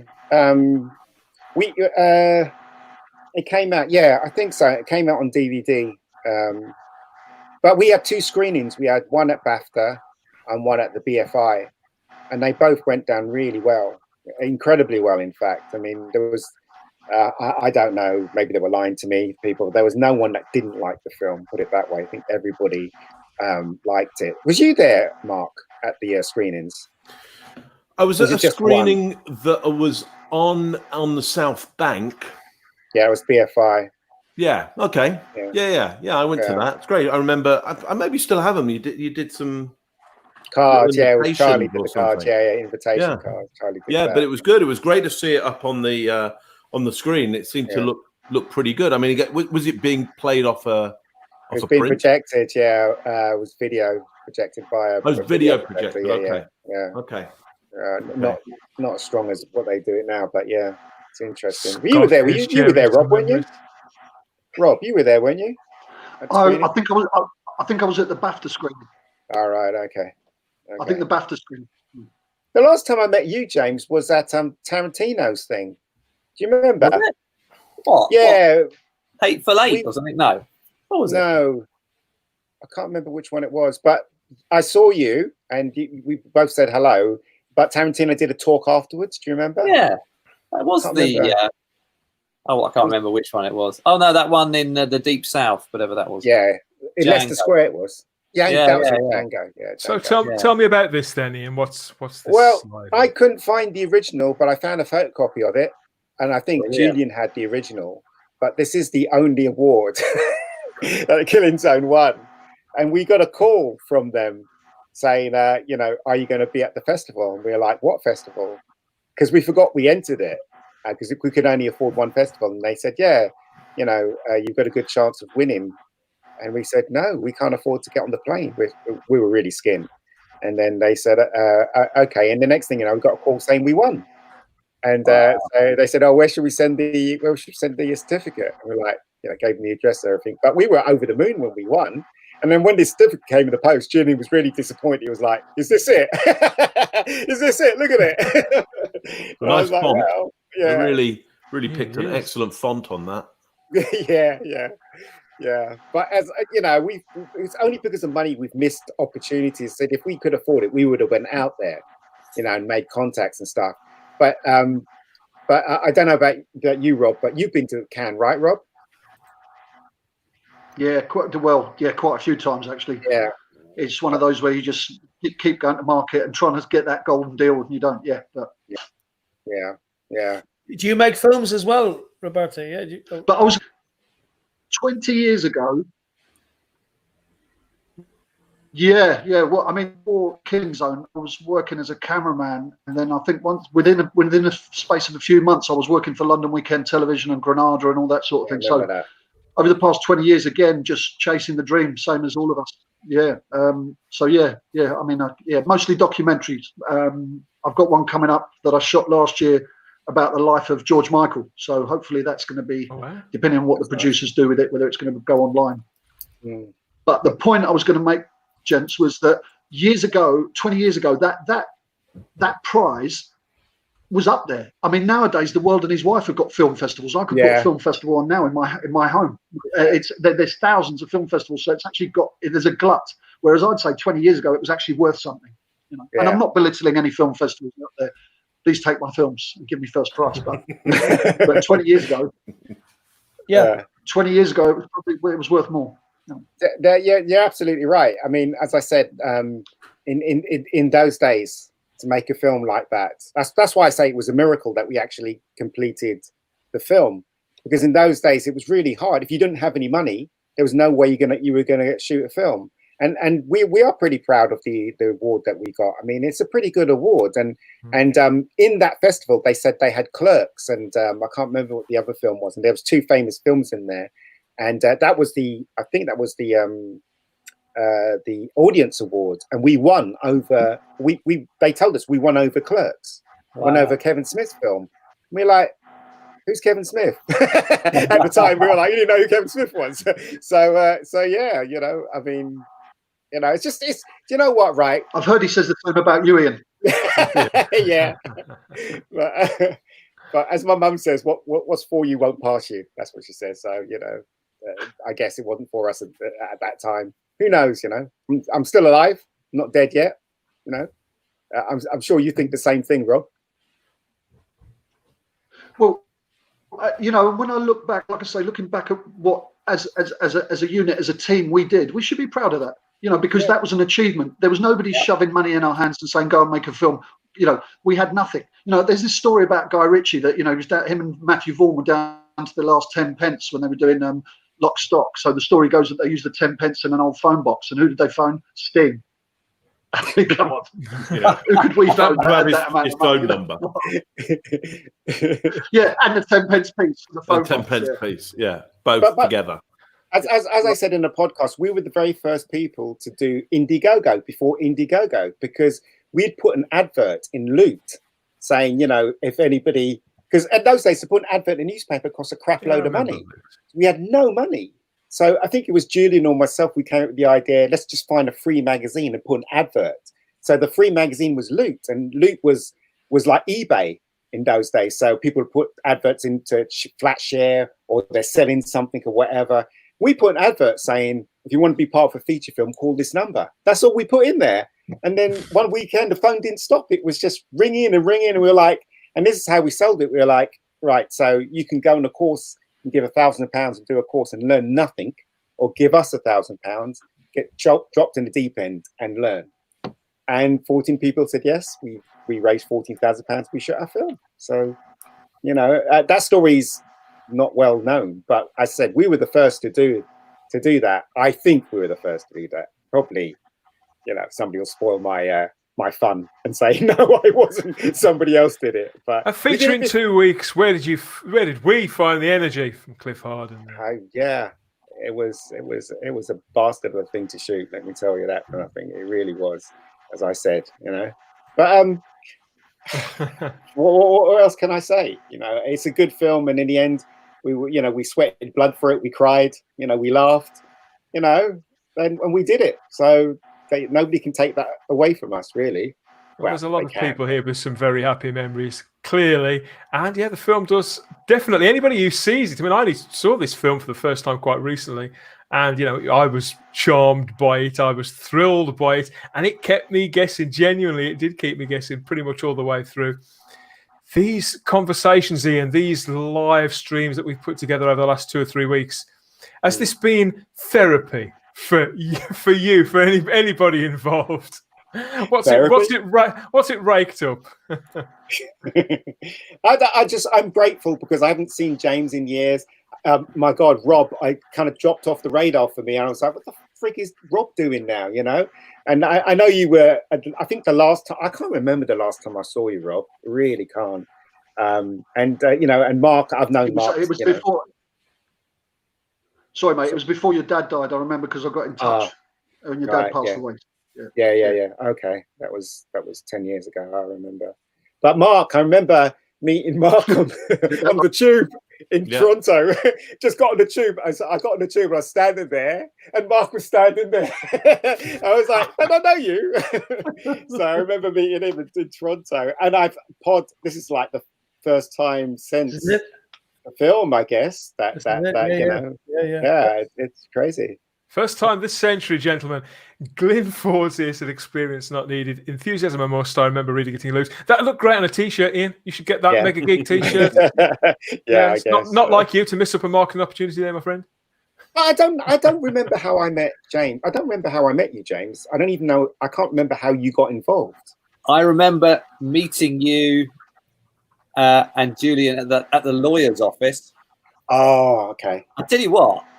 I didn't want to bring this up, but I've got some shares in the 7th, 12th Collective. Have you? Yeah. It's worth. Shall I break transmission, Ian? Shall I break? Unfortunately, the 712 Collective is closed. It's dissolved. Unfortunately, we had to dissolve it because it was just costing us money, and we couldn't pay it, so we had to dissolve it. So it was all gone. But yeah, you had shares. But you know, Mark, the lawyer, he died. He died. He died. I think it was over 10 years ago. He died. He's suffering from depression. Oh, right. He died. Yeah. So That's the way it goes. I guess. Yeah. Alex is back here with gratitude for such wonderful nostalgia. Glad you enjoyed it, Alex. But seriously, it's great to see everyone from these last 3 weeks that we were doing it. It was great to see Giles and Gavin and, and all these people, they live so far away now, and I can't just go down the road. And I mean, I used to be able to go down the road and see Rob, because Rob used to live, 15 minutes away from me. But now he lives in freaking Spain. So drinking the same pub. The same pub. Yeah. Falcon. Yeah. Falcon in Clap Junction. Yeah, definitely. But yeah, I can't even see Rob now, and I can't even see Mark. He's out there. Can't see Tracy. Can't see Mark. Your kids must. I've seen pictures of your kids. Your kids are so they're getting grown, bigger, man. Getting Crazy. How many have you got, Mark? Sorry, say that again. How many kids? 2. Wow. Lex and Stella. Yeah, Lex is 14, Stella's 11. Yeah. Getting big. Because I work out in Toronto, so I direct for a producer out in Toronto. So I always used to, when I used to go out to Toronto to shoot, I used to go and visit Mark. Yeah, so Ian's been over for dinner a whole bunch of times with his brother and his mum. Yeah, my mum. His mum's been over as well. Yeah. So actually, we've seen Ian quite a bit in Toronto. When I say quite a bit, now and again, over a bunch of years. Yeah. The power of the Killing Zone, Ian, bringing people together. The power of YouTube. Bringing people back together. And if you've enjoyed, if you've been moved by this experience, if this has been gold to you, whether you were involved with the Killing Zone or not, hit the like button. Hit the subscribe button, because there will be more live streams coming. We're not quite sure what they're going to be, but there will be more live streams coming. So please like, subscribe, and hit the little bell so you'll know when a new video is going to come at you. Don't want to miss it. Like I said, there's the other 2 live streams are up on the channel for you to watch whenever you like, and you can even rewatch this one too. There's the Killing Zone itself on the Rebecca Gold channel, isn't it, Ian? Along with Rebecca Gold in full, the award-winning web series, Ian. In fact, it's all multi-award winning. With more to follow, Rob just spoiled all that, because he said, anyone getting an award these days. So my awards are not worth that because of Rob. Well, you can see the Killing Zone on there, or you can scour for your physical media copy. Scour eBay or wherever else you find DVDs now. You can probably order it. Amazon.com. Yours was on eBay. So they are out there. No DVD collection is complete without it, to watch on the device of your choice. Oh yeah, well, I think that about covers it. Yeah. It's I'm time so grateful to say goodbye. I'm so grateful for all of you, the people in the other 2 and this one, because as I said, it's honouring Julian, and I do miss him, even though I hadn't seen him for a very, very long time. But when I was told he passed, it really did. And I proposed a toast. Yeah. Well, if I ain't got anything in my glass, but Cheers, Julian. Cheers, Julian. But so thanks, guys. Thanks for being part of this. Yeah, definitely. Yeah, great showing up. And then when the virus disappears, hopefully we'll go for a beer and that's falls for me to just remind everybody yet again to check out the playlist and videos on the channel and subscribe, like, and share, please. There's more content to come soon. All the stuff about Star Wars and Doctor Who. I'm sure there'll be all that to come, and whatever live streams we can think of in the meantime. The Killing Zone Live is all done, gentlemen. Thank you for joining me, Mark, Podrick, James, Rob, and Ian David Dears. Genuinely, I've really enjoyed this. So thanks for involving me in this whole experience, because it's nothing to do with me at the end of the day. It's been lovely to meet you all and everybody else involved in the last couple of live streams. Live stream? What's a live stream? I don't know. It's a live stream. I'm getting very, very tired. I think I've entered the Killing Zone myself. Okay, yes. So good night, gentlemen. Wave to the good people. Like we're on the Muppet Show. There we are. And yes, good night. Like, subscribe, share. Thanks for watching. And yes, watch the shadows and look out for the man with the sax in the case. Night. Night. Good night. Take care. Bye-bye. Stay on.